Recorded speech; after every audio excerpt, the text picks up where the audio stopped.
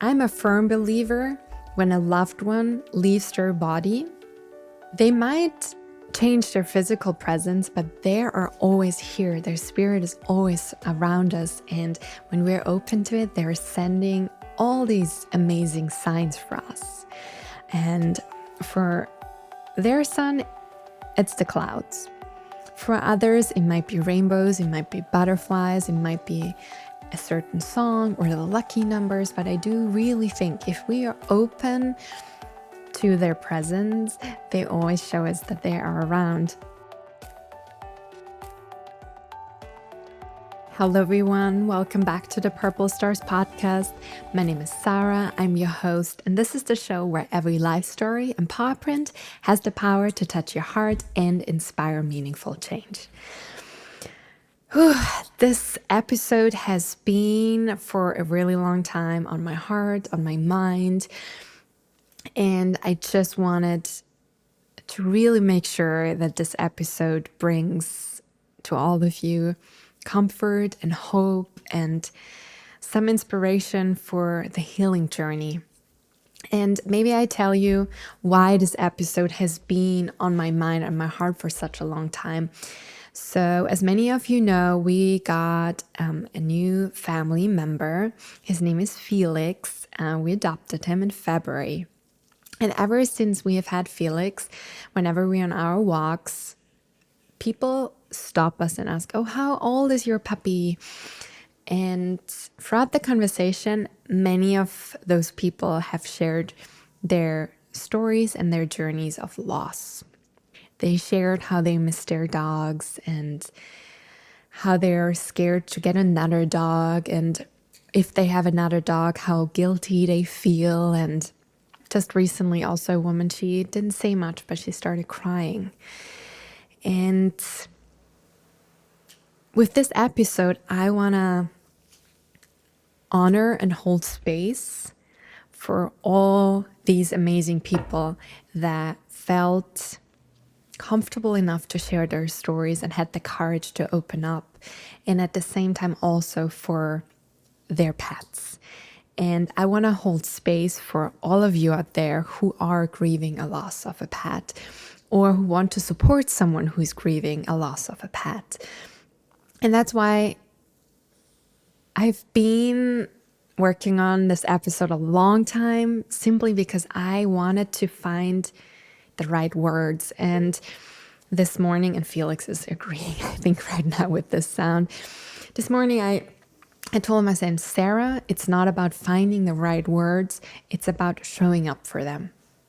And because when we experience loss, there are no right words. And also there are no wrong words. But it is very important for us to show up. And so this is me today, showing up for you, showing up for your hearts, for your loss, and for all the amazing animals that are guiding us now in spirit. Before I'm going to share some of the stories, I prepared 3 poems or letters that I wrote when I was going through a big wave and journey of grief when my grandmother passed away. And I was writing a lot, and it really has helped me to process a lot of the emotions, to hold space for them, to come to the understanding and also the belief that I have the strength to hold my heart when it gets heavy. And that's why I wanted to share some of the things that I wrote. One is, "Lola, I believe that avoiding our sadness feels like going everywhere with a backpack. The longer we avoid our sadness, the heavier the backpack gets. What I've learned over time is that life is not about building strength to carry this heavy backpack, but about having the courage to open it, to look what's inside, and to make space for whatever we may find. This allows us to let go of the weight, not just emotionally, but also physically. Lots of love, Sarah." The reason why I wanted to open and start with this particular passage is grief gets really heavy when we run away from it. And I know, and I really feel you when you're scared to sit with those emotions and to really move through them and feel them, because your heart might feel like it's, like it was scattered in a million pieces and you don't even know where to start. And when you wake up, you feel no desire to leave that. And some days when you feel it might get a little better, out of the blue, grief just hits you like a train. And I want you to know that you have that strength to carry your heart, even if right now it seems to be too heavy to carry. And one way of the heart getting lighter again is not to build the strength to push through it, but to soften and allow ourselves to cry, to be angry, to be frustrated, to have questions, to feel guilt, and to just allow yourself to feel everything you're feeling. And this woman that Felix and I met at the supermarket that saw him, and when she said, "Oh, is this a Shih Tzu?" and I said, "Yes, he's a mix of Shih Tzu and Maltese," I saw her already tearing up, and she just cried. And I felt that was exactly what this passage represented or represents, is allowing ourselves to feel the sadness, because then the backpack gets lighter, the heart gets lighter, we can breathe again. And I hope me sharing this inspires you to allow yourself to grieve. And this can be in many different ways. For some people, it might be writing about it. For others, it might be going to church. For others, it might be spending time in solitude. For others, it's spending time in nature, reconnecting. Others express and move through their emotions through other forms of art. Listening to music. Everyone has their way of grieving, and allow yourself to grieve. And let me reassure you, you have the strength to carry your heart when it gets heavy. One story, actually, I think the very first one, when we just got Felix, we were on the beach and an older gentleman was sitting on the bench, and he stopped us when we passed and he said, "Excuse me, how old is your dog?" And I shared again, and he said, "I miss my dog so deeply. He passed away 3 years ago." And I said, "I'm sorry to hear that." And I asked, "Do you have a new dog?" And he said, "No, I'm not ready. I don't want a new dog."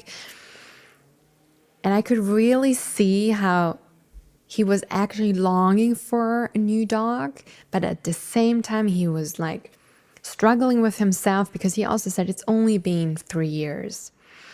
And I said to him, everyone has their timeline, and I think there is no right or wrong.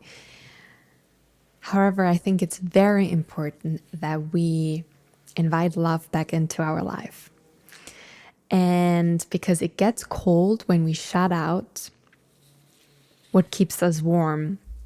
And I would love to read another passage, which is, "After Lola passed away, so many days love has knocked on my door, sometimes louder, sometimes softer, and always for the same reason, asking to be let in. For a long time, I couldn't open the door. I was too scared to lose someone again, to be deeply hurt again, to fall apart again. But as much as I was afraid, I also wanted to love again. Because life gets cold if we shut out what keeps us warm. And at the end of the day, regardless of how much we are scared, we always have the choice. The choice to keep our doors closed and to stay safe in the prison of our fears, or to open the doors believing that wonderful things are waiting for us. Today, I'm still afraid, but I keep choosing love over fear. Sometimes it's easier, sometimes it's harder, but certainly it's always worth it. So I want this to be a little encouragement for all of us when we are scared to open up our hearts again to love, whether it is adopting a new dog or taking care of a dog of a friend for a few hours a week, or maybe even volunteering at a shelter. However we feel comfortable in that way to let love in again, it's important we do. And the reason why I mentioned the shelter, I just had a conversation with a friend of mine yesterday. She had a pug who was her soulmate. She called him her soul dog. And she shared, Sarah, after he passed away, because she had him for 19 years, she was so sad and felt so broken. And yet at the same time, she was really longing for the comfort of animals and being close to them.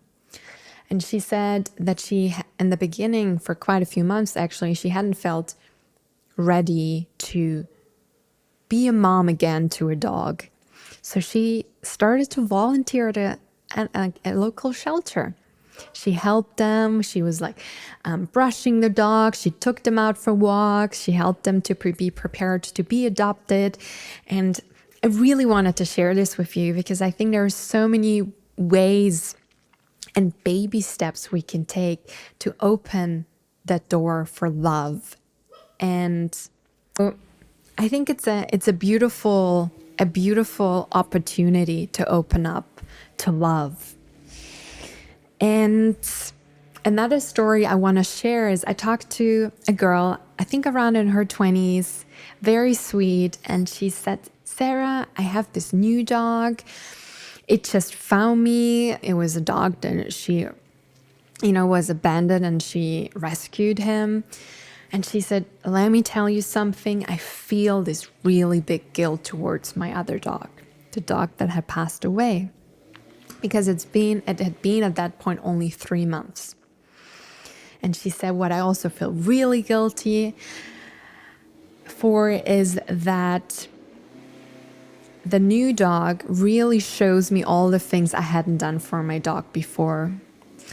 And I wish I had known all of this before.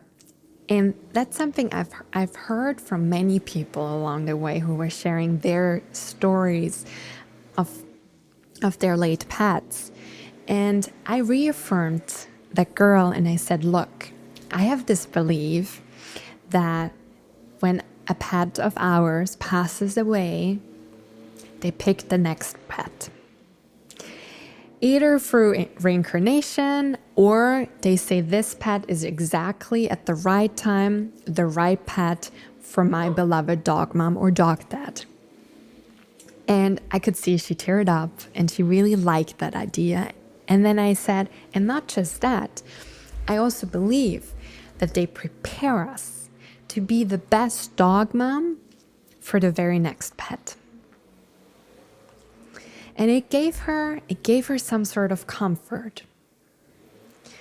Another story that really deeply moved me, and it's something that's been on our podcast actually, is by Jasmine Kuhn. Her cat passed away, and she and her partner have a 3-year-old son, and she shared how they shared with him about death and how Harold, that's the name of the cat, transitioned.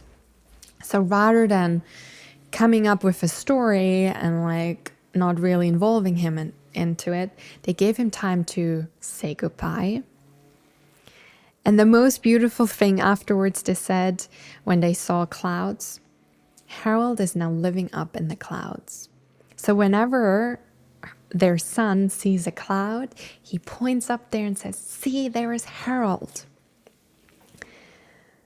And I'm sharing this with you because I think it is so important that we choose thoughts that comfort us, and that we choose beliefs that comfort us. And I'm a firm believer when a loved one leaves their body, they might change their physical presence, but they are always here. Their spirit is always around us. And when we're open to it, they're sending all these amazing signs for us. And for their son, it's the clouds. For others, it might be rainbows, it might be butterflies, it might be a certain song or the lucky numbers. But I do really think if we are open to their presence, they always show us that they are around. And I wrote also, believing in something doesn't necessarily mean we have to be religious. It means we choose to trust in something that comforts us when we are afraid, that lifts us up when we're down, and that gives us strength when we are weak. And I hope that this thought that when they are transitioning or when they had transitioned, that they're looking for our next animal. They want us to open up. They send us the signs that they're around, and that we don't need to feel guilty because we were the best dog parent we could be at that very moment for them. I just hope that these thoughts bring you some sort of comfort, and please be reminded you have the strength to carry your heart when it gets heavy. Give yourself the time and the space and the way you need to grieve. And know that grief is the sign that you got to experience the biggest privilege of all, which is the gift of love. And I just think animals are so beautiful, and there is a reason why there's this quote that there are angels on 4 legs, and I just think they are forever angels. Well, that's it from my side, and I hope this episode inspires you on your journey and makes you feel close to the pet that has moved somewhere else. And please share it with anyone you think could need this kind of comfort and hope and inspiration when it comes to this journey. And please know you're not alone in this. And if you have any questions, or if you want to talk about your story or your grief, and also share your journey with your pet, send us a message, send us an email. We're happy to receive your stories. Thanks so much for tuning in, for your time, for your trust, and we see you next Wednesday.